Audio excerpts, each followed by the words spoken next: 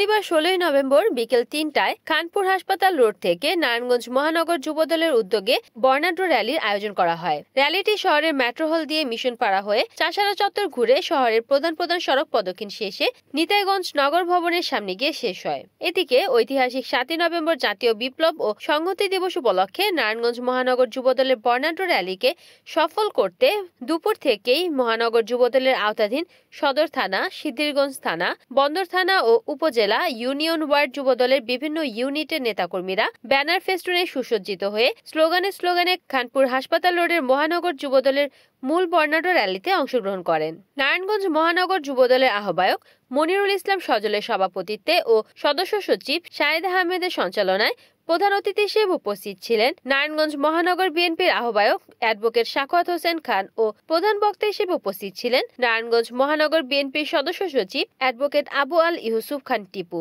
বিশেষ অতিথি হিসেবে উপস্থিত ছিলেন ডাক্তার মুজিবুর রহমান, নারায়ণগঞ্জ সদর থানা বিএনপির সভাপতি মাসুদ রানা প্রমুখ।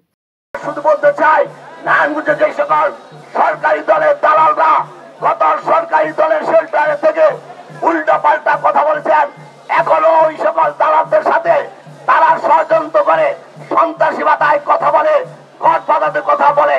আমরা শুধু বলতে চাই, আপনাদেরকে দাঁত ভাঙা জবাব দেওয়ার জন্য আমাদের নারায়ণগঞ্জ মহানগর যুবদলই যথেষ্ট। কারণ যুবদল অতীত রাজপথে ছিল, এখন আছে, ভবিষ্যতে থাকবে। অতএব মুখ সামলিয়ে কথা বলবেন, দালিলি ভাষায় কথা বলবেন না। নিজের ঘরের সামনে কুকুরও ঘেউ ঘেউ করে, ঘেউ ঘেউ করবেন না।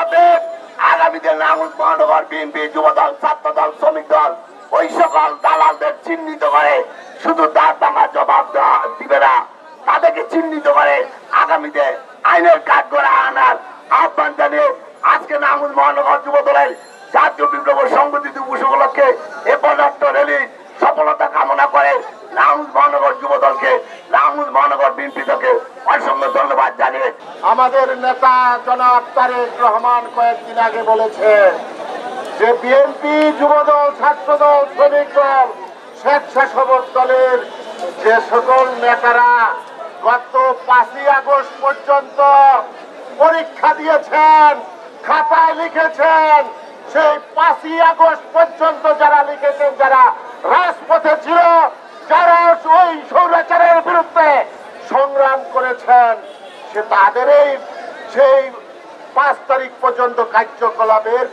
মূল্যায়ন করা হবে।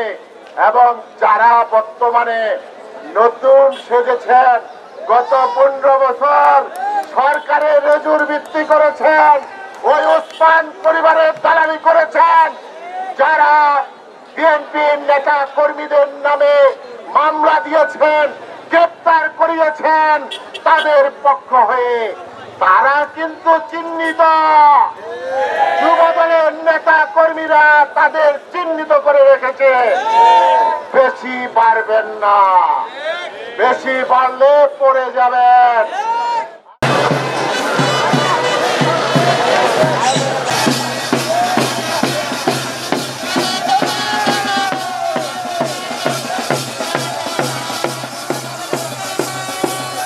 রিপোর্ট করেছেন সাগর খান, NN টিভি, নারায়ণগঞ্জ।